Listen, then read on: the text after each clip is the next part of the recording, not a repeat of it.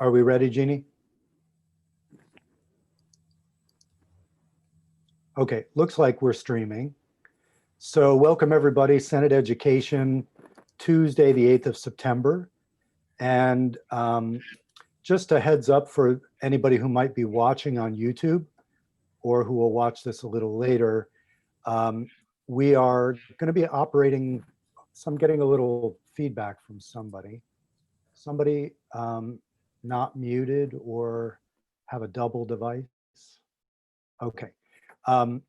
So what we're going to be doing today is beginning work on some language that's still wending its way through the House. I had been apprehensive that the House might wait until the last week to make clear their priorities for CRF funding, but to their credit, they've put forward this language to appropriations and to us. And so we have, I think, the right amount of time to work on it. So that's up on our website. So if everybody on the committee can pull that draft language up. And then Jim's going to give us a quick 30,000-foot walkthrough. And then probably right in the middle of that, Secretary French will pop in. So as soon as Jim is done, we'll go to the secretary. Then at 2:45, Steve Klein, who I believe put together the numbers, will testify on them. Then at that point, I'd like to, even though the schedule says otherwise, I'd like to go to our HVAC and nutrition witnesses. And then if it's all right, Jeff, Jay, and Sue, have you guys come in at the end with your points of view about everything that's been expressed. Does that sound all right? Okay, so Jim, why don't you start us off on a walkthrough of the language? Okay, so for the record, Jim Damery, that's Council. We're walking through the proposed CRF education language that was delivered to House Appropriations Committee by House Education. Section 1 amends Section 850 of Act 120. Act 120 was your first quarter budget. So this is amending that first quarter budget. And in your first quarter budget, what you had done is appropriate $50 million for pre-K through 12 schools and independent schools. What you're doing now is you're increasing that appropriation for fiscal year 21 by an additional $32 million. So now you've got $82 million being appropriated for this purpose, these purposes. There are actually 4 categories that the appropriation is allocated to. I mentioned Vermont pre-K through 12. That separately has a category for HVAC. There's an allocation for independent schools up to 1.5 million. This is in what you passed before. And there's allocation up to 1 million for administration and technical assistance. So you have 4 uses of that original money. So this bill, Jim, yeah. I only counted 3. What was the first one? Well, pre-K through 12. I see. Okay, just a general catch-all. As a subcategory of that, there's HVAC. That's kind of like 2 or 1, how you count it. Independent schools and administrative overhead. Okay, great. In a separate bill, you took part of that money and you put it into food school programs, which I'll get back to. Okay. Okay, so what this does is it increases the appropriation by $32 million. It allows the agency to prioritize that money and to reallocate it to a different category. So you're giving discretion to AOE to move money around between these categories. Then you are on page 2. You are Yeah, you're basically giving flexibility to AOE to move money around these buckets, and also to require them to report back to Joint Fiscal Committee, Commissioner of Finance and Management, and JFO if they do that. On page 2, subsection B, you'll see that you're increasing the appropriation or allocation to Efficiency Vermont from 6.5 million to 11.5 million. Jim or Chair, can I ask a quick question? Yeah, go ahead. Jim, what's the difference between the highlighted sections and just the crossed out underlined change? That was the most recent version. That's updated language for House appropriations. Is not relevant for your purposes at all. Okay. I just want to flag a question for us as a committee as we think about HVAC. Jane Kitchell was wondering whether, because her point of view is that work on HVAC could be done outside of the Efficiency Vermont program and would still be able to be paid for or reimbursed. So she was wondering if we wanted to put more money into that program. My feeling is that it's better to have everybody operating in one frame so that people aren't working at cross purposes with the contractors and other things.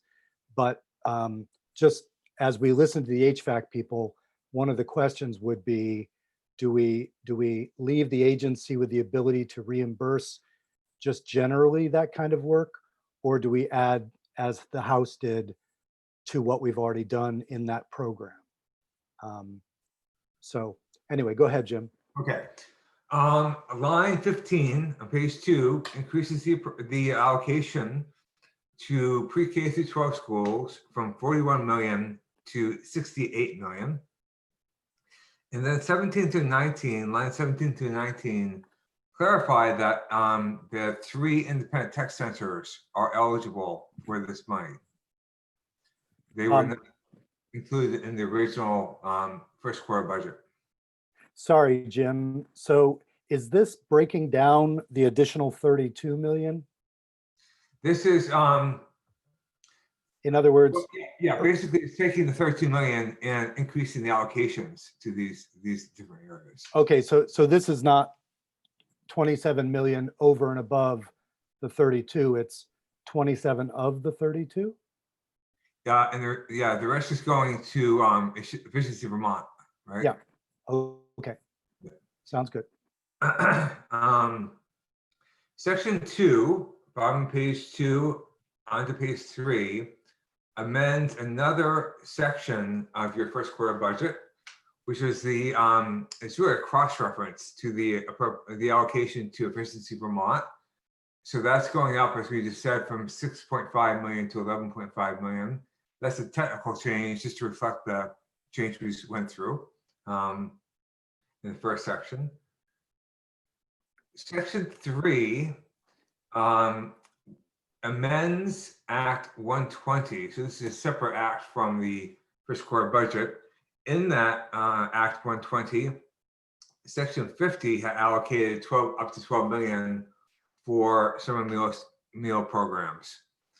And what's happening here is that the recognition that not all of that money was used, and therefore up to 4 million of the remaining funds are eligible to be used for supplies and equipment in relation to food service. So vehicles, freezers, capital assets, etc.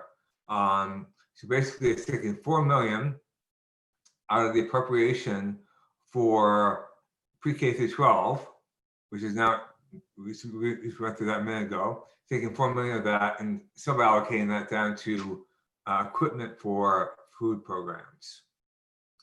And then likewise, the agency is permitted to reprioritize, to reallocate funding. So that's what this language is doing in C. And then again, there has to be a report to JFO, et cetera, if they do that. So those three sections, the ones I went through there are the CRF funding sections. The Any- remaining part of this bill are policy. Okay. Before we move on, any questions for Jim quickly on the shape of those CRFs? Senator Hardy. Thanks. This might be a question actually for the secretary, but I'm just curious about the math involved with the food service. Because I think there was more than 4 million left over. So what happens to the other stuff? And just wondering about the math for in general, like how much has been spent of what we allocated before and where did it go? And hoping somebody has a spreadsheet or a table. So again, that's maybe a question for the secretary. I can Yeah, answer so part of your question. we'll, just one quick thing. So Steve Klein and the secretary will speak to how the numbers were created. I'm thinking here just questions for Jim about the overall shape of what we just saw. Okay. So question noted. Debbie, was that your question as well? Yeah, pretty much. Okay. Yeah, like a chart or a spreadsheet would be helpful. And yeah, and the 30, Okay.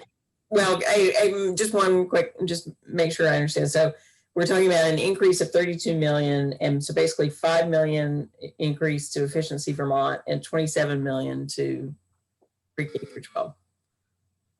That's how it adds up to 32 million, right? Okay. So Okay. Jim, why don't you quickly go through those policy pieces? Okay, yeah, sure. Okay, so section 4 on page 3, I believe, page 4, sorry, reduces the minimum number of student attendance days from 175 to 170. Is that the identical language to what's in our draft? No, because your draft also increases the required teacher training days. So your draft drops the student days like this one does, but your draft increases the training days by 5 days. Their version does not do that. Okay. We can get more into this later, but my assumption would be that we would just swap out our language for this because we talked about it as sort of a done deal. They're already doing this, and so taking the agency's recommendation there seems to make sense. Anyway, keep going, and if you would just indicate anywhere where it's identical to what we've already agreed on. Okay, so section 5 is identical to what you've agreed to. So this is the use of the Australian ballot for the 2021 school year, and takes it away from the requirement that has to be a voter passed initiative. It can be done by the school board on its own motion. Okay. It's the same. Let's do fast here. Let's see. Then section 6 at the very bottom of page 5, and then over to page 6 is the waiver of the online teaching endorsement for school year 2021. And that's to waive the requirement for a teacher to hold an endorsement for online teaching. That's the same in both bills. And then section 7 is this thing that's been carried over for a number of years now on a temporary basis, which is how you fill a vacancy on a unified union school district board. And this takes that and puts it in the hands of the school board as opposed to the select board of the town that the person came from. This was passed back in the special session 2018 as part of the budget. It was passed before that in Act 49. So this has been around for a while. It keeps sunsetting because this is part of the idea of a bigger rewrite of Chapter 11 that we're waiting for from the agency. And that's it. Okay. All right, great. Ruth. Go ahead, Ruth. Ruth? Sorry, I had to unmute myself. Okay. So this does not include, Jim, the ADM change that we have in our draft. Is that correct? Does not include that, no. Do you know why? It's Are still being discussed on the House side, what to do, if anything, about that. So there've been calls over the weekend, and Labor Day about that. So it's being worked through, but it's not here. Okay, thanks.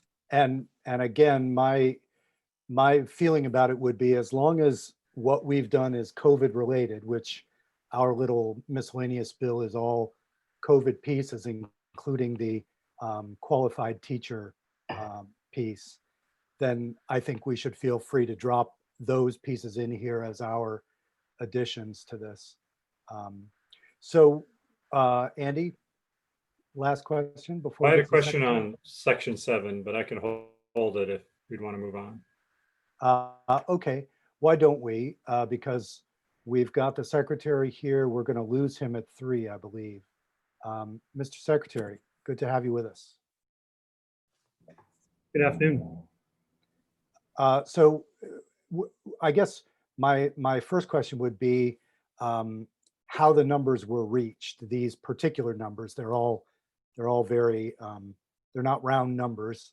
So I assume there's a set of calculations that went into each. And yeah, I could speak firstly to Senator Hardy's question about the food service. That is one that we generated in the original, I think it was section 12.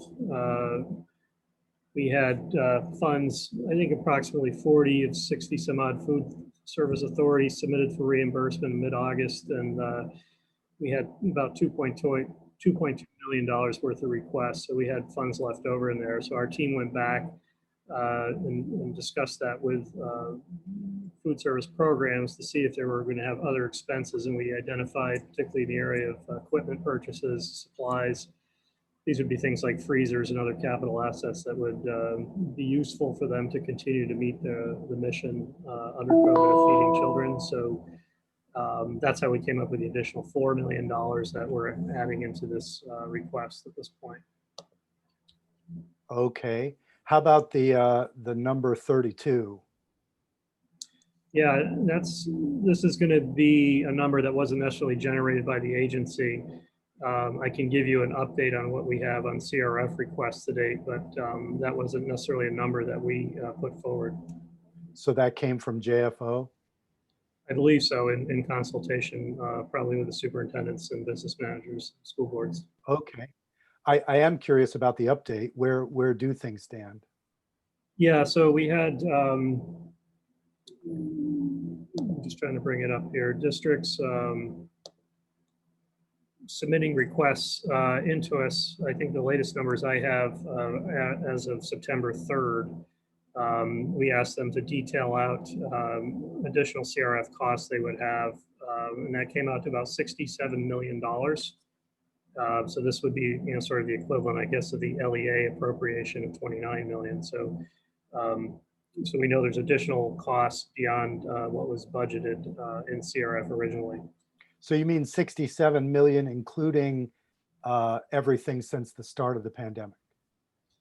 Yeah, the way it was put out is that we asked districts to identify those CRF eligible costs and get back to us by September 2nd. And this is the number that it generated. So we're trying to look forward a bit until the end of this, or the end of this period of December, to identify the costs that they might have that would be reimbursable under CRF. And the total came out to $67 million. Okay. And so then it's, so that's leaving, I can't do the math quickly because I can't remember the first number, but it's leaving a chunk for between now and December, let's say. That's correct. Okay. Let's see. So I wanted to ask you, there's a phrase here, based on its view of relative priority. So that's language that's meant to give the agency the ability to move any of this money, it seems.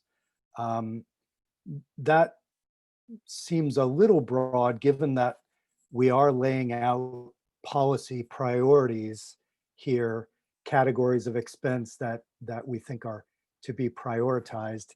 But it seems like with the inclusion of that phrasing, it really allows the agency, once we adjourn, to do whatever it likes. Do you see it that way? Yeah, once again, I wasn't directly involved in creating that language. I understand the intent to provide us some flexibility after the legislature adjourned. But I, be open to whatever you think would be necessary to enact that. As we see with the variation, what was appropriated versus what the need is, there's going to be some need for some, let's say, quote unquote, tactical discretion in how to address those needs. I think Yep.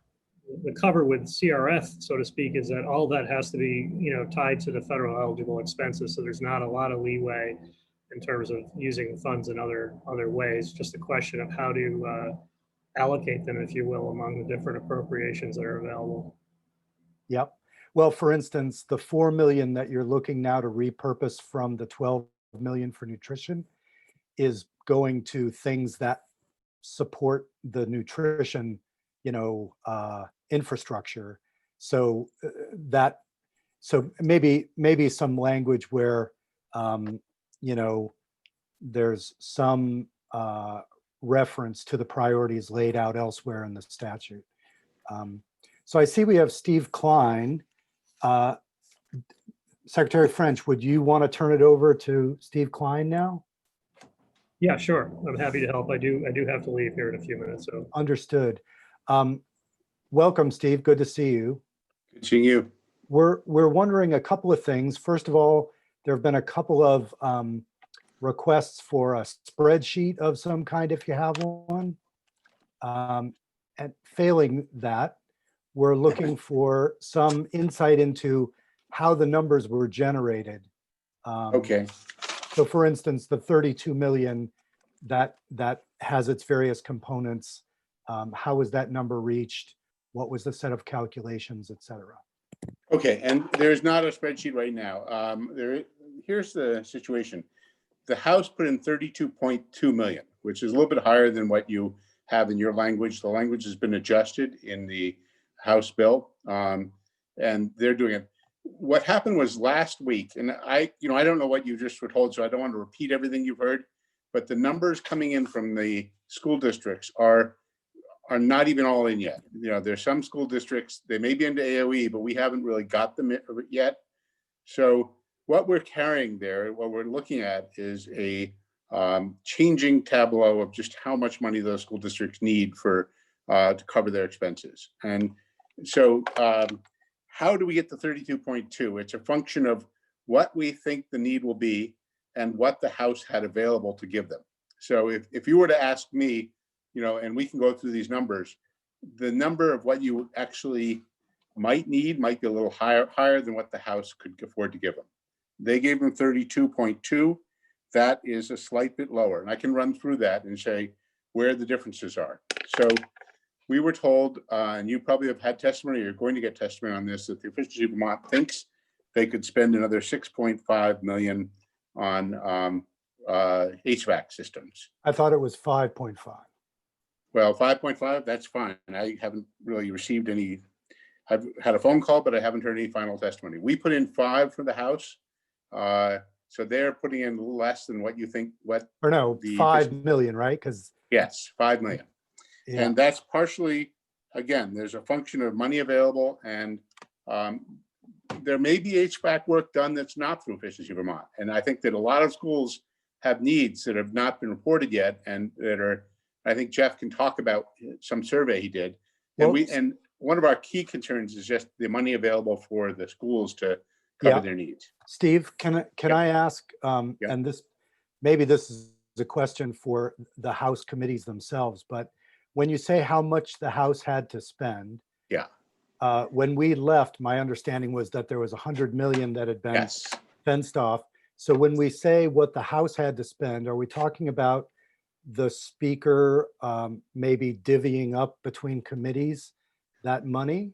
Yes, and let me explain the problem here. The governor put in nothing for K-12 education in his bill.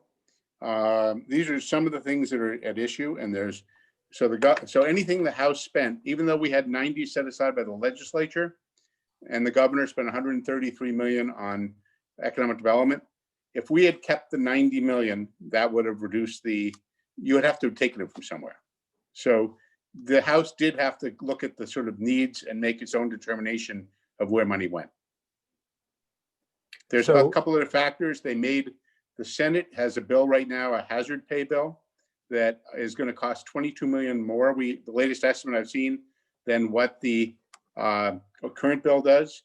So the House, in part of its effort to build a budget, has set aside 15 of those million to try to get toward that level. So that was important to the House to try to fund the Senate's priority of housing pay, Mhm. hazard pay.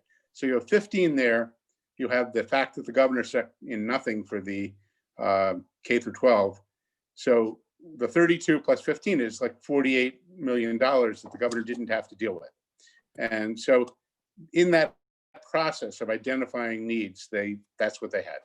And you will be able to, when it comes to the Senate, we will probably tell the Senate appropriations that we think the K through 12 need might be a little bit higher, and they're going to have to make a determination of, do they fund as much economic development, or do they fund, Yeah. those will be the Senate type of decisions.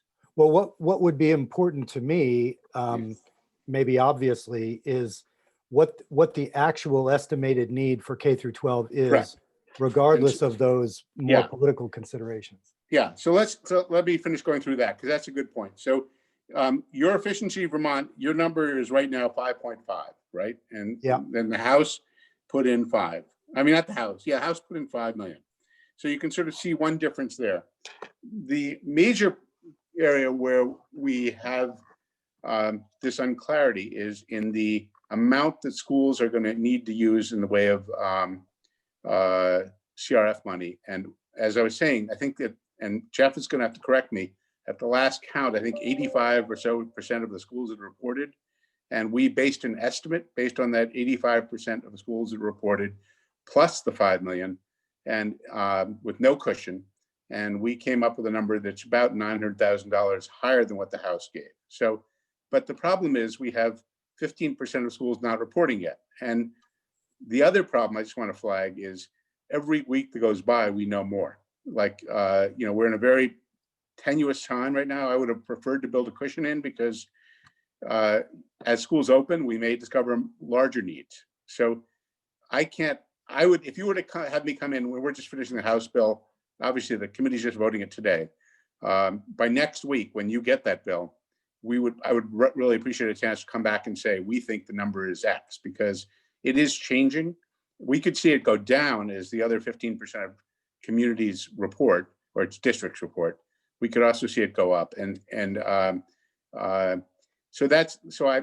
now I feel like in my own, and this is just me, looking at the numbers, you're probably about $1.5 million or 2 million lower than I would like to be in the House number without a cushion. But that could, in a week from now, it's been going down. Last towns that have, or districts that reported, the numbers dropped. So it could easily be different.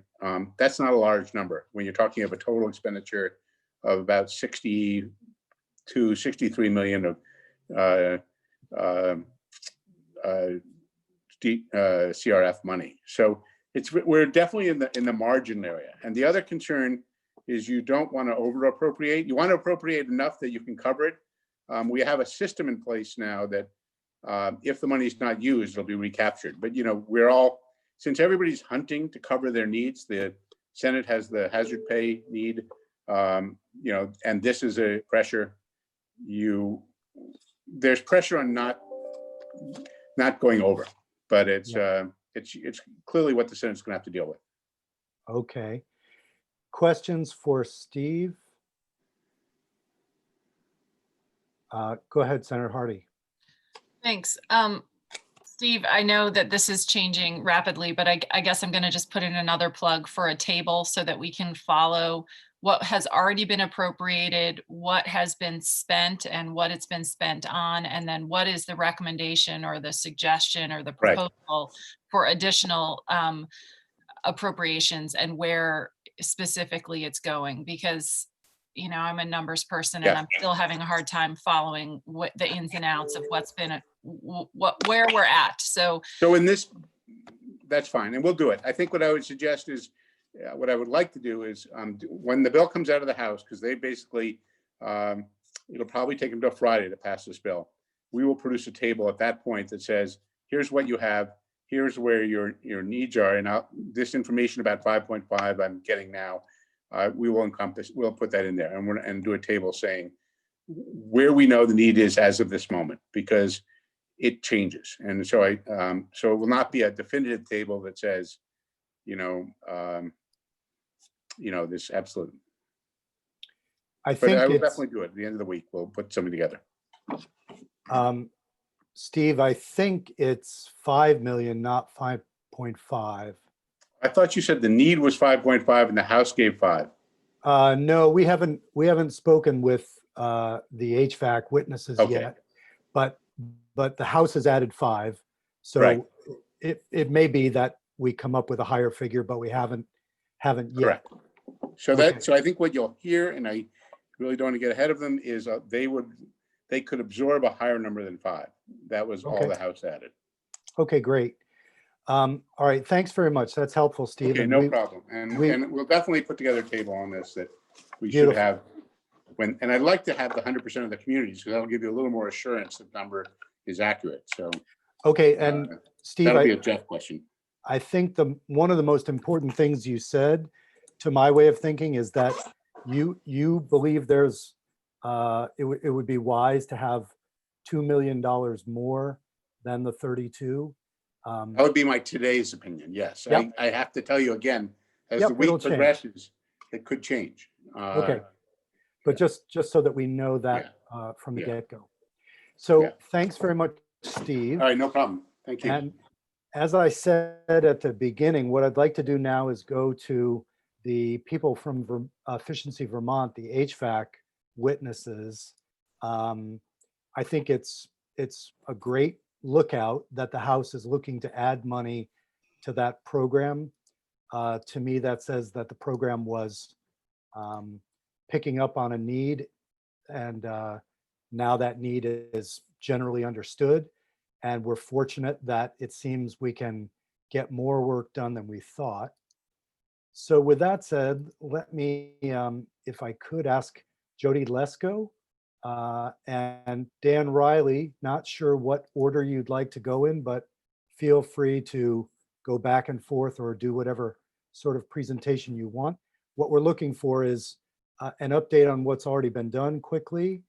And then we've heard that there isn't a bottleneck of contractors, and that the 300 plus districts that have contracted or attempted to get work done so far, we could do a lot more of that with more money. So, so dig in wherever you like. Sure. Thank you, Mr. Chairman. I'll go first. For the record, my name is Daniel Riley, and I'm the Director of Public Affairs for Efficiency Vermont.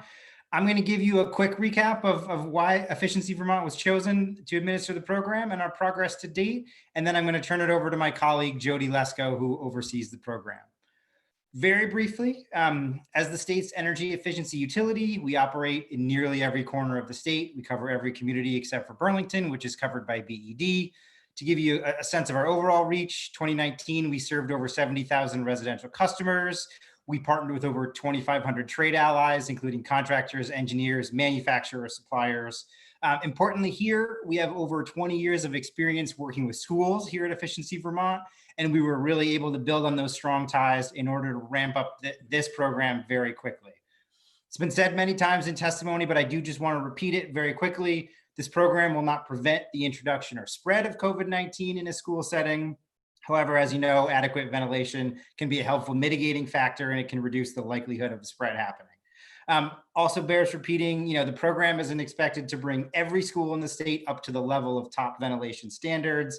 That would require more time and really an order of magnitude more investment than we're discussing here today. That said, we've achieved quite a bit of progress in the last 11 weeks. So far, we've been able to enroll over 304 schools, which is really an unprecedented mobilization for this type of work. We finalized all of our agreements with AOE and AOA. In addition, other things we've been able to do, we've created a website with intake forms for schools and contractors to make it easy as possible to participate. That's how we were able to get 300 schools in so quickly. We've created and executed an outreach and enrollment plan that prioritizes schools with the highest need, considers geographic equity and size. we've really enrolled schools of all sizes, a wide variety of needs from almost every county in the state. We developed eligibility requirements, HVAC guidelines, and recommended measures for schools to follow. And then this technical guidance includes a breakdown of different problems a school could face, potential mitigation measures, and the right type of contractor to perform the work. We've also coordinated the bulk purchasing of equipment. All enrolled schools will receive an indoor air quality monitor, and we're offering training with that. And we've also conducted research on other common standalone measures like air purifiers. And then there's a lot of weekly education going on via webinars and newsletters on all the technical and programmatic details supporting this work. Really quickly, Efficiency Vermont was able to do this because of 3 words: reach, relationships, and systems. Reach is really just our statewide reach. As I mentioned, we operate in we have staff in nearly every county. We were really able to quickly reach out to the schools, especially the schools in the more rural parts of the state that might have fewer resources, and we can help them participate in this initiative. Relationships have really been key here. You know, we have 20 years of experience. We have strong relationships with the engineers and contractors that are needed to scope and complete these ventilation projects on such a tight timeline.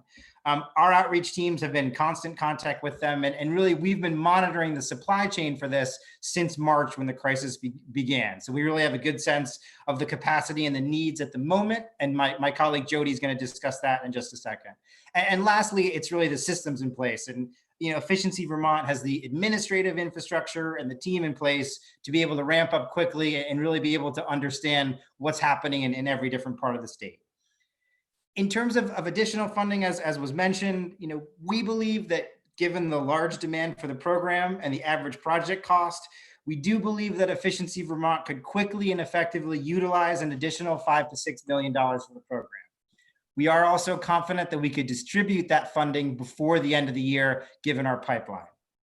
Our goal here at Efficiency Vermont is really to have enough funding to not turn away any K-12 school that wants to enroll in the program, and to ensure that there's enough funding where every school we work with can really develop a reasonable scope of work. Even with an additional $5 million, we cannot say for certain that it would be enough to ensure that every school in the state can fully participate. And with that, let me turn it over to my colleague, Jody, who can give you a little bit more of the technical details on why that is. Jody? Thank you, Dan. For the record, my name is Jody Lesko, and I am the Director of Programs and Implementation for Efficiency Vermont. And I have the great privilege of running the school's indoor air quality program this year. I think we all knew going into this program that the need for HVAC improvements in Vermont schools was greater than a $6.5 million allocation could fulfill.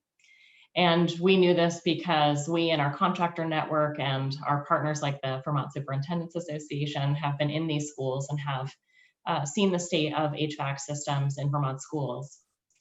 But we also knew there would be barriers to overcome.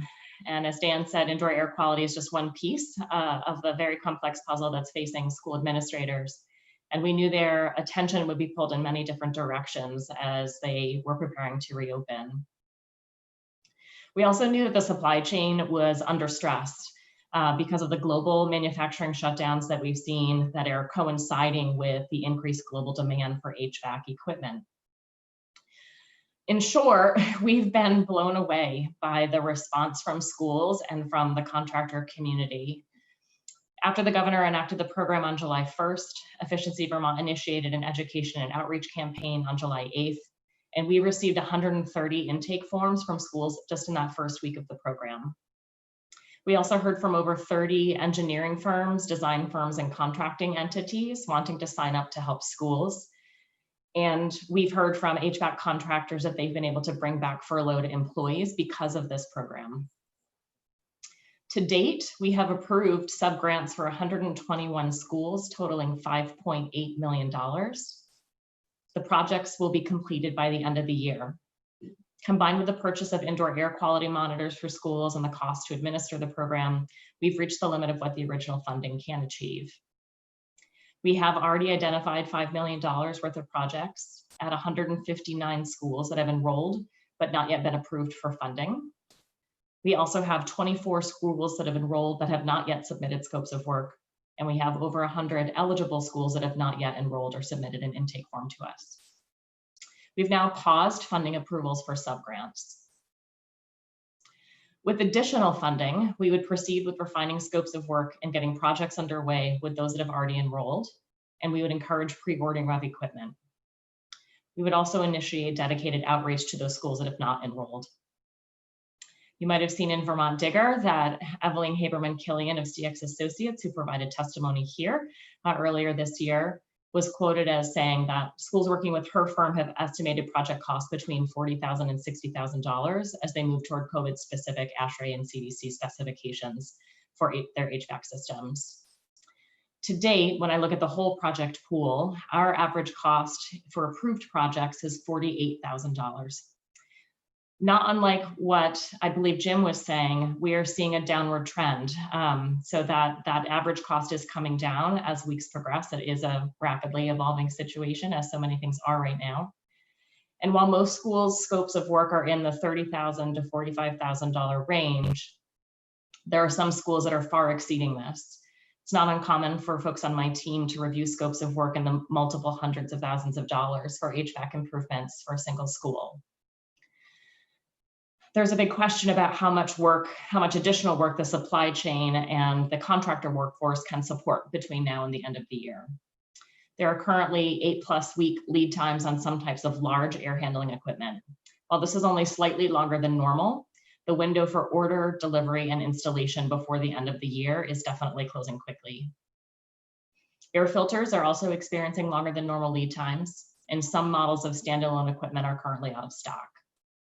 We anticipate the supply chain becoming increasingly stressed as more schools throughout the country, not just Vermont, begin addressing this problem.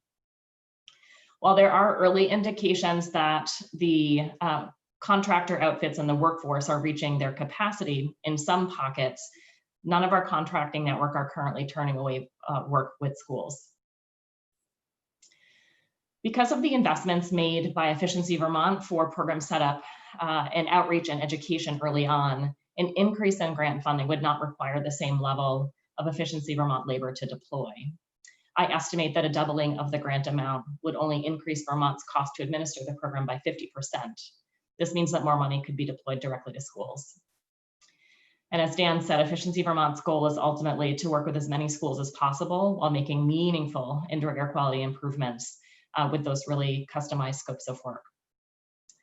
For me, one of the most heartening things about this work, aside from it helping schools with this immediate challenge, is seeing the nexus of energy efficiency and indoor air quality.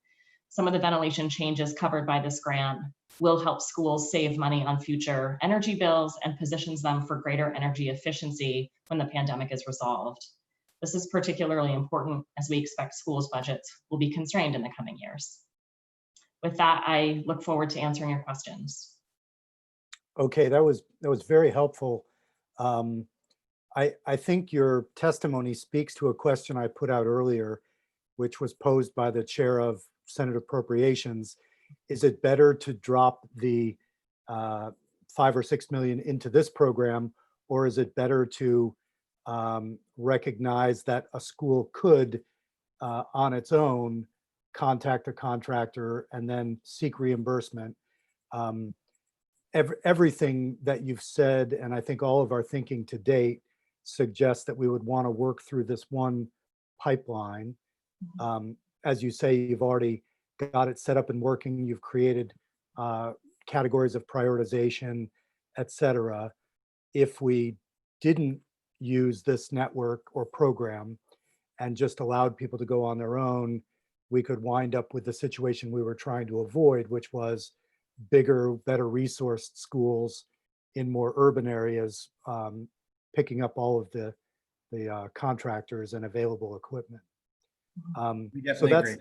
That's my take on that. Questions for the Efficiency Vermont people from the committee?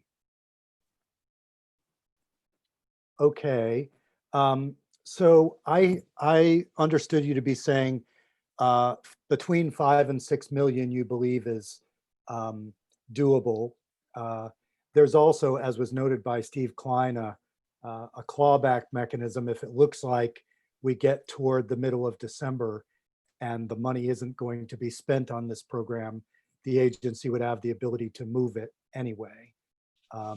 So if we think about the House has added 5 million, you're suggesting possibly up to another million beyond that. Yeah, I mean, only as Jody says, we've already identified 5 million worth of additional projects and, still have 24 schools enrolled that have yet to complete scopes and over 100 schools that are still out there. Yep, understood. And, I would just say to anybody listening on YouTube, if this for any reason sounds like crazy spending, all it's going to do is reduce the deferred maintenance at these schools on the federal government's dime. So, the more we can put into this, the better as far as I'm concerned. So with that said, let's move to the nutrition side of the CRF. And that would be Faye Mack and Rosie Kruger. And Ms. Mack and Ms. Kruger, as I said to the Efficiency Vermont people, not sure. Well, actually, why don't we start with Rosie Kruger?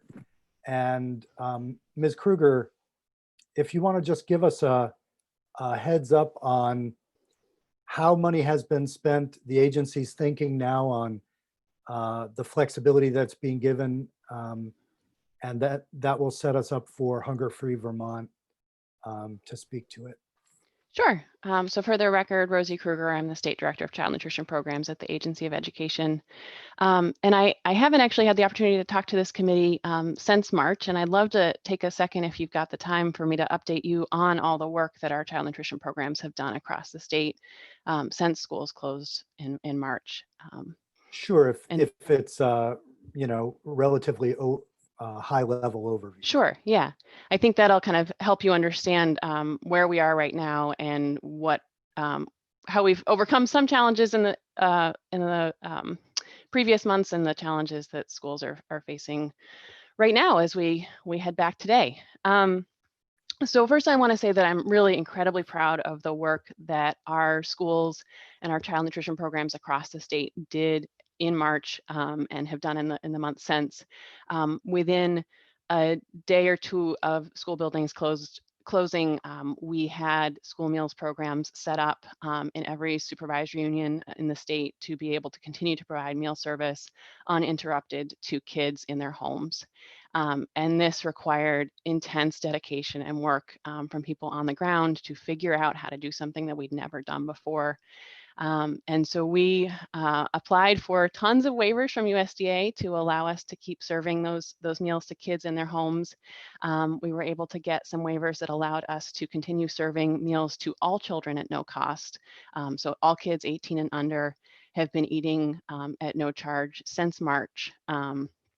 And just this week, just this past week, we got some good news from USDA that they're actually extending those waivers through December.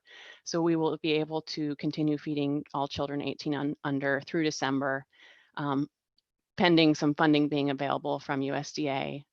And that's great news. That's something that had been making us in the child nutrition community very anxious because in June, USDA had told us that we were going to have to start charging for meals once school started and stop doing the summer food service program, which is what we had been using to feed all children since March, and start returning to the school nutrition programs where we charge children who are not income eligible for free and reduced meals, and also where we're limited to just serving children enrolled in school. So that was some great news that we got last week, but it came very late. And so our school food service folks spent the summer planning for a scenario in which we had to start charging for meals, where we needed to only serve to children who were enrolled in schools. And so people have been working really hard in the past week to turn that around and to get their programs set up to feed all children. So I just want to really recognize that. So starting in March, people came up with a lot of creative ways to to figure out how to get meals to kids. And so we as a state required that schools figure out how to provide meals to kids. And they did that. So in a lot of more rural schools, they actually repurposed school buses and drove meals around and left them in those coolers that you may have seen at the end of driveways around the state. So folks were getting daily or sometimes weekly deliveries of meals for all the children and their households from their schools. In more urban parts of the state, the schools provided grab and go pickup at the school or at other locations around town. And we found overall that when schools provided direct household delivery via school bus, they actually served far more meals than they would have served had school been in session. But the schools that provided only the option to pick up meals at school actually served far fewer meals. So overall, statewide, we actually served fewer meals than we would have served had school been in session by just a little bit, which is actually pretty impressive when you consider the logistics that had to go into effect, and is better than what I'm hearing from our neighbors in other states. Across the country, folks generally saw huge decreases in the number of meals served, and here we kind of were able to staunch the bleeding a little bit, and generally be able to serve almost as many kids as we would have had school been in session. But it's still heartbreaking to know that we did miss some kids, particularly when transportation was an issue and meals were not delivered to households. So schools continued that until the end of June, and then throughout the summer months, schools had the option to continue providing meals, and we had a number of nonprofit sponsors who jumped in to provide meals as well. They weren't required to, but with the USDA waivers that we were able to get, we were able to continue providing, again, meal service to all children 18 and under throughout the state. And that's something that we would not have been able to do in a normal summer. So without those waivers, there are a lot of schools that wouldn't have been able to provide meals.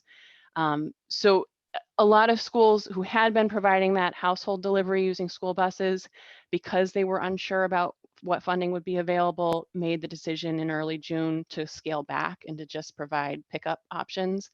And so I think that's why we initially had estimated that maybe we could use up to $12 million over the summer months. In general, schools opted to go to the less costly route of providing just meals for pickup. It's kind of, in terms of reporting back to you about how it went this summer, it really varies across the state. So in some parts of the state where they wouldn't have been able to provide open meal sites previously because of USDA program restrictions, they actually serve far more meals than they would have served because they were able to operate open meal sites through the summer food service program. But we had other parts of the state, such as down in Bennington, where Southwest Vermont Supervisory Union normally operates a really robust summer meals program that's based on summer camps and libraries and pools and having meals available at all the places that children congregate. And this summer, kids couldn't congregate. And so those meal sites were not able to serve as many meals. Many of them were just closed. And we're hearing from those types of locations that they serve far fewer meals this summer than they would have had school been in session. We don't have good overall numbers yet. The schools have 2 months from the close of the month to be able to report to us how many meals they served. So I only have numbers through the end of June, but of course we'll let you know when we do have updated numbers from July and August. But in general, anecdotally, I'm hearing from the folks who had robust programs previously that they serve fewer meals, and from folks who couldn't operate before that they did serve more meals. So it really is kind of a mixed bag across the state in terms of whether children had the access that they would have had to summer meals. As we go back to school today, schools are facing some new challenges. So we do have this state law that requires that every public school make meals available to every attending child every school day. And because of the way we've chosen to interpret school day this year, that means that schools need to be able to figure out how to provide meals to kids, whether they're at school or at home, if they're counting those children as attending that day.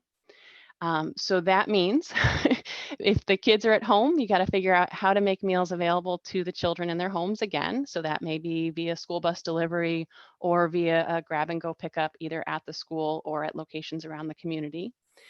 And then when the kids are in school, this is a brand new challenge that they haven't faced yet. So our guidance with the health department requires that children in step 2 of reopening, that children eat meals in their classrooms. It's the recommendation that they be served the meals in the classrooms, but they can also go to the cafeteria in small numbers to get their meals and bring them back to the classroom.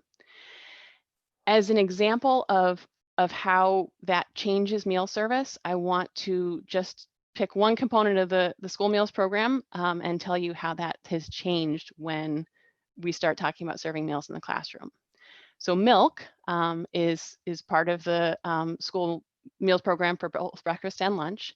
And when meals are served in the cafeteria, the way that milk usually works is that there is a milk cooler in the cafeteria. It's kind of a flip top cooler. And when the milk delivery company comes in, they bring in their crates of milk and they put them in the cooler. They rotate them, around, and the milk is stored in the cooler throughout its entire life at the school. So the kids come through the lunch line, they take their milk from that same cooler, and they go through the line, they get charged, they drink their milk, and that's that. When meals are served in the classroom, we have to figure out a way to get milk cold from the cafeteria to the classroom. So that one component requires coolers, carts, some way of getting that milk individually into each classroom rather than having this one big cooler for the whole school. So Ms. And- Kruger, we're going to run up against a hard stop Sure. at 4. So we do have 3 or 4 other witnesses. So I'm very interested in what you're saying, but we're hoping to get clarity on the numbers that are in this House Okay. bill, as opposed to necessarily a view of what's happening with the money. So anything that you can tell us about the numbers, the budget numbers that have been proposed for? Sure. So the $4 million that is in the House bill that we're suggesting be available to schools for this fall for back to school equipment costs for the child nutrition programs, that would cover costs like those milk coolers that are needed. It would also cover packaging to bring meals to the classroom. It could cover vehicles to deliver meals to children's homes. There are lots of additional refrigeration and hot holding costs for keeping meals cold and keeping meals warm when they're being delivered to children in these places other than the cafeteria. So we're pretty confident that schools are going to be incurring these costs and that we can set up an equipment grant program that'll be fairly straightforward for us to run as an agency and for schools to apply for, that would ensure that the money is spent by December for these pretty important components of operating a school meals program. And I can tell you where I got that 4 million number. So our colleagues in Rhode Island did an estimate at the beginning of the summer about how much it would cost to provide meals in the classroom in Rhode Island based on the number of classrooms they had. And so they had a per classroom number, and I took that and multiplied that by the number of classrooms we think we have in Vermont, and that's where we got to 4 million. So that number doesn't necessarily include all of the additional costs to bus meals around because we're really just limiting it to equipment and supply costs.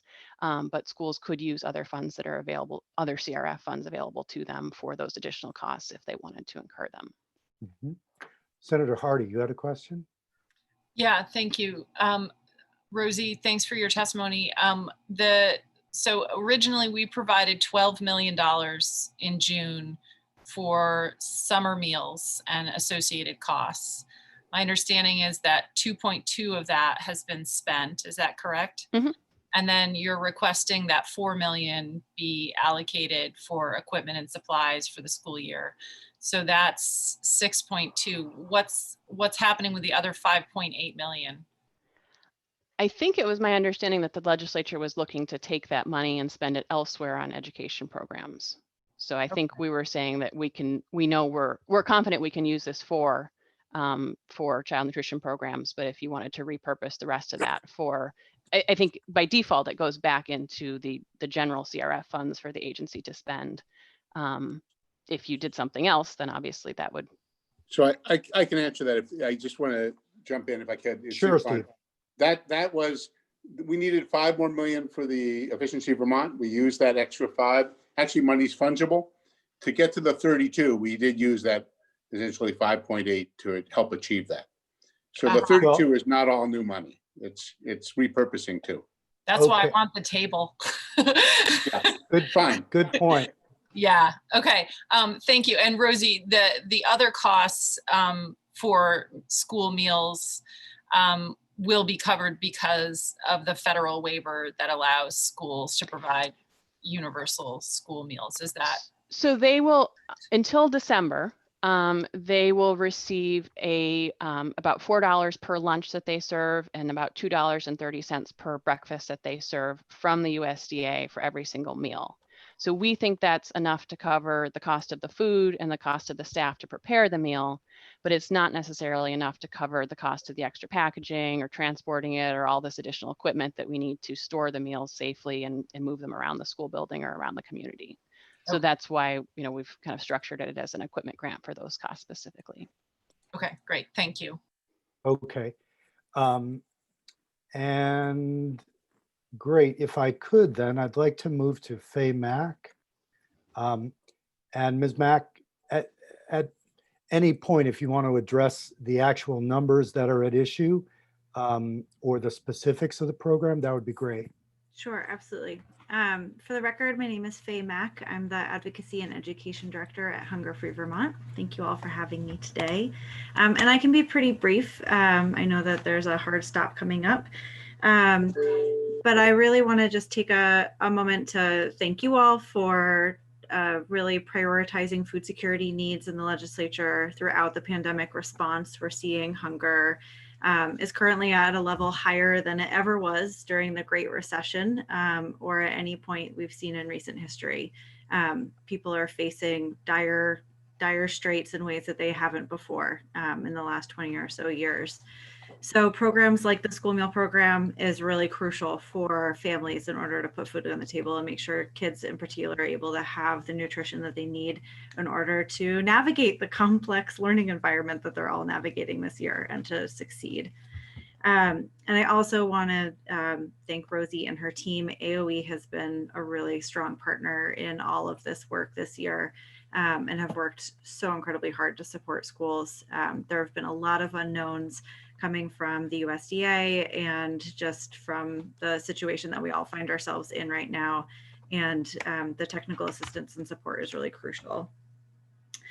Hunger Free Vermont, along with the Vermont Food Bank and Vermont Feed, which is made up of Shelburne Farms and NOFA Vermont, are all really supportive of AOE's recommendation for the $4 million to support school meal programs in this fall as they continue to face increased costs.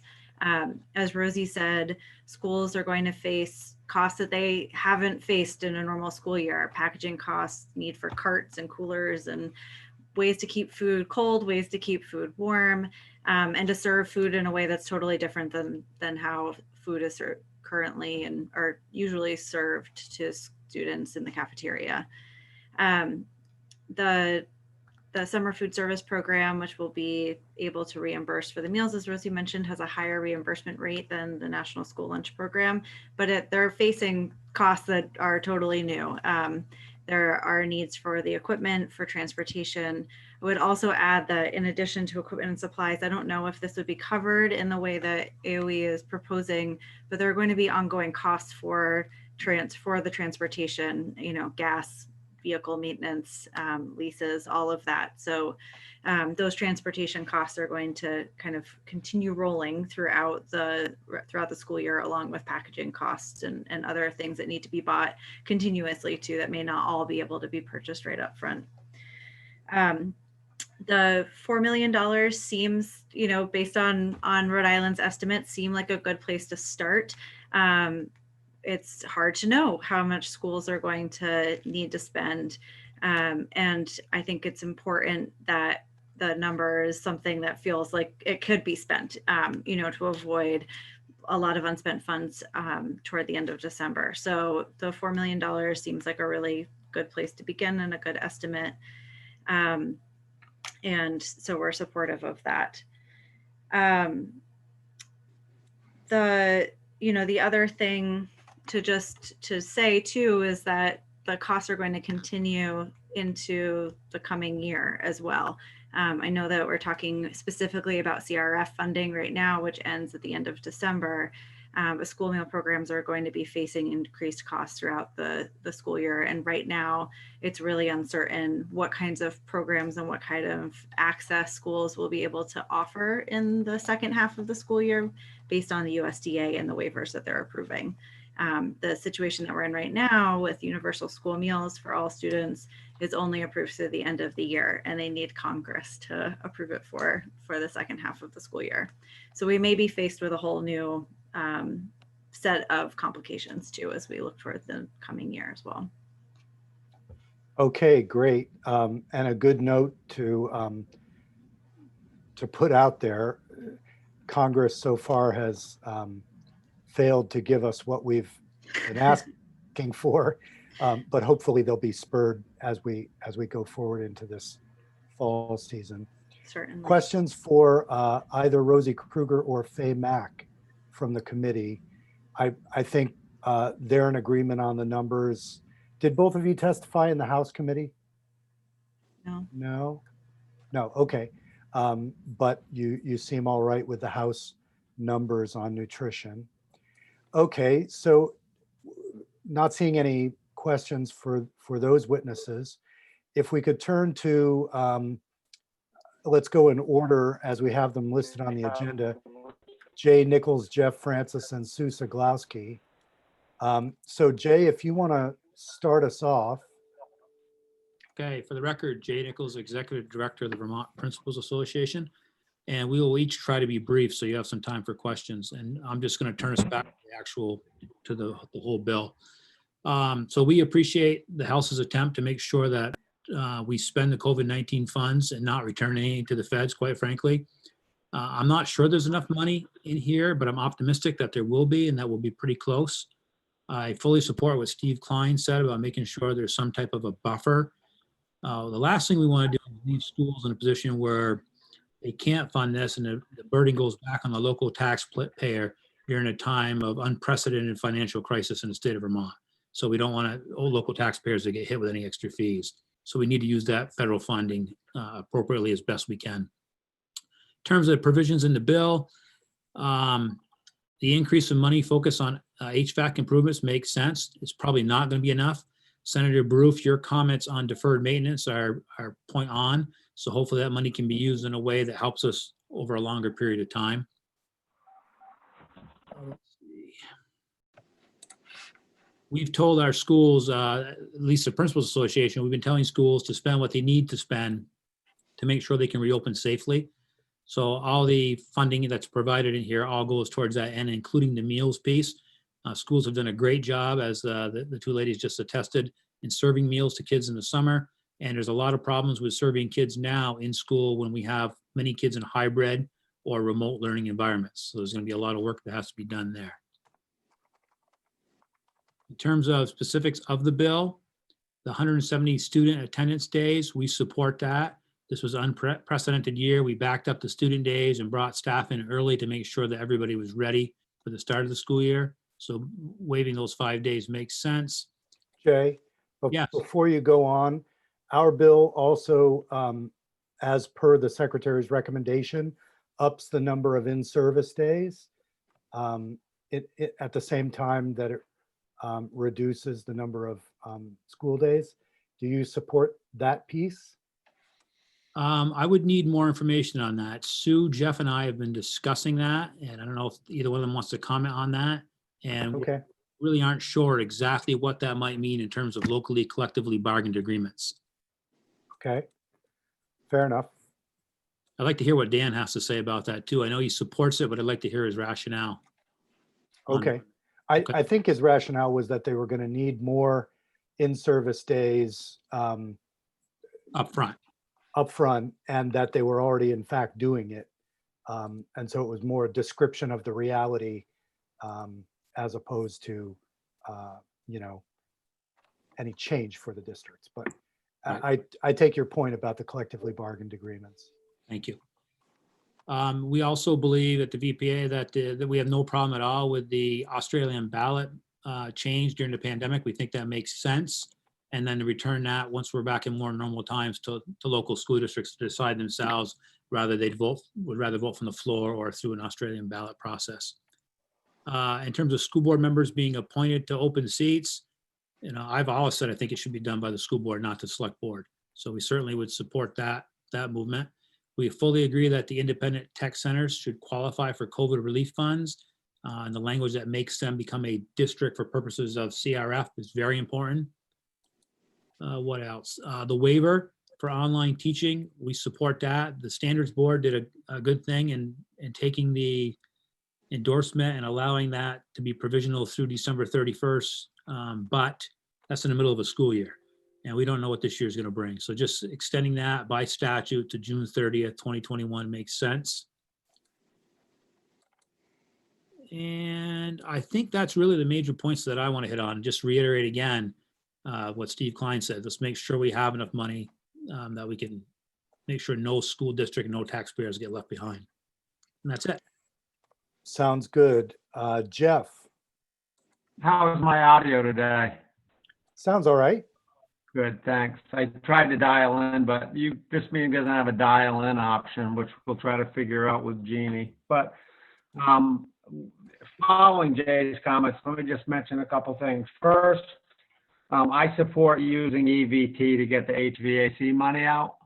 I did a fair amount of work at the front end of that as they were communicating with school districts, and everything they said in their testimony about their ability to expedite the process, I agree with.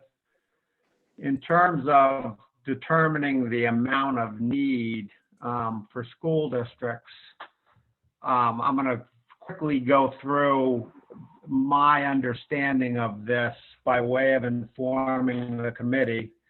But I'll start by saying that the House Education Committee has a fiscal note that was prepared on September 2nd by Mark Prault, which is a good illustration of how the money is intended to work. Okay. Okay. Is my audio still okay? It's getting a little Okay. hinky. So we left in the spring with the so-called 100 million. Okay. Yeah, Jeff, We left in the spring with 100 million fenced off. Did you get that? Go to Sue. Okay, we'll go to Sue. Sue, and we'll try to come back to Jeff, but Okay, Sue Siglowski, Executive Director of the Vermont School Boards Association, for the record. Just wanted to also support the concept of a buffer that was talked about by Steve Klein. I believe that when Jeff is able to testify and you're able to hear him, I think he's going to be telling you a little bit about how the numbers were reached in this bill, and that and I think when he does, you'll see the reason why there needs to be a little bit of leeway. So I'll leave it at that, and hopefully he'll be able to get on in a couple minutes and go over that with you, because that was information that was collected by the VSA, not the VSBA. As far as the policy portions of this bill that have to do with Australian ballot and filling any school board vacancies, I want to use your phone and your connection, and I'll talk to them. Jeff, we can hear you now, Jeff. Okay. Okay, I So muted I'll Jeff. just finish up by saying that the policy portions of the bill, the Australian ballot and filling board vacancy, that language we agree with. The board vacancy language is actually something that has been in effect, and it's sunsetted on July 1 of 2020. So it's just putting back into effect language that was already effective.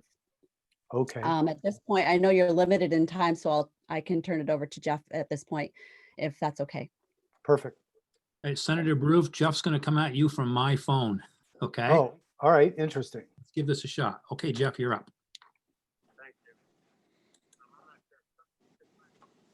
Uh, I have problems with. Can everybody hear me okay? we can hear you. They're nodding their heads. They're saying pretty. I'm gonna turn my volume up as much as I can. Okay, so let me just make several points. So when school districts left, when your session recessed in the spring, school districts were under the impression that there was $100 million spent off. And basically we're operating both with regard to the period March through June and July through December, investing and having the best operating process to resume school as possible. So their understanding was that as they invested in COVID-19 response, they'd be covered through the CRF funds. In August, we started to hear that those numbers may not be as stable, but school districts proceeded to invest in an effort to get kids back into school or educated in the best model for the community. On August 21st, the Agency of Education actually issued a CRF grant application, which asked the school districts to go into a lot of detail with regard to the cost that they had spent and what they expected to spend. And the deadline, as Dan French pointed out, for returning those grant applications was September 2nd. AOE indicated to the Joint Fiscal Office that they didn't think they'd have a tally of those numbers until around September 10th to 12th.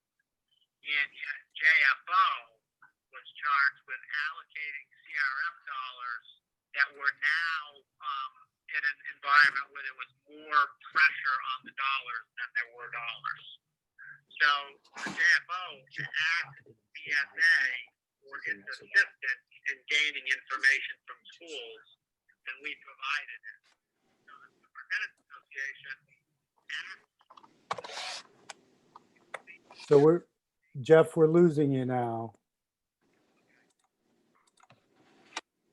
I'm not sure what happened, Jay, but I don't know. I still got him on speaker and I can hear him good. You guys can't hear him now?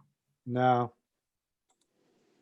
Okay, so if you're Oh, now I can hear him. up against the 4 o'clock timeline. Jeff, can I ask this, Jeff? This is suboptimal even for a Zoom meeting. So why don't we do this? Why don't we schedule you for Thursday if you're available? Okay, and in the meantime, if you want to generate a memo for us with what you had planned to say today, or you can save it for Thursday, but we'll start with you on Thursday, Jeff. I can't tell if that was a yes or a no. What time will he, what time will that be? He asked. 2:30. 2:30? Okay, great. Jeannie, if you could take note of that on Thursday, we'd start with Jeff Francis. Done. Okay, great. So committee, I'm assuming nobody has questions for any of the witnesses that we've had so far because no one had raised their hand after they spoke, but any final questions for this group? Okay, so here's what I'm thinking makes sense. I made some notes. I know committee members made notes. So on Thursday, what I'd like to do is we'll have a few additional witnesses, but we'll compare notes about the testimony we heard. It seems, our priorities, policy and numbers seem very similar to what the House is talking about, with the exception of possibly some additions in terms of policy and some additions in terms of money. The buffer idea seems to make a certain amount of sense to me, as does giving Efficiency Vermont what they think they can get done. So with that said, why doesn't everybody bring their notes to Thursday's session? We'll hear from Jeff and maybe one or two other witnesses, and then we'll have prolonged committee discussion, and we'll work up our version of language, with the caveat that the House hasn't passed anything yet, and they may make significant changes between now and then. Senator Hardy. Yeah, thanks. That sounds like a good plan. I'm wondering if we could also hear from either Colin or Jeff from the NEA, especially given that the NEA doesn't seem happy with the school reopening process. And I'm also wondering if there's anybody we could hear from that could speak to the testing protocols for schools, the COVID testing, not standardized testing. There doesn't seem to be necessarily a program for testing at schools, and it's, as a mom, just very concerning to me. And I think that's one of the things that teachers are concerned about as well. So I don't know who that would be necessarily, but that doesn't seem to be included in these costs. Yep. And my understanding is that there is no statewide program. It's completely district by district, but it's a fair question, and we can think about who might be good to bring in on that. Jeannie, did you hear the suggestion that we add Jeff Fannin to Thursday? I did. I did. That would be great if you could reach out to him as well. Mm-hmm. And we'll have another name or two for you between now and then. Okay.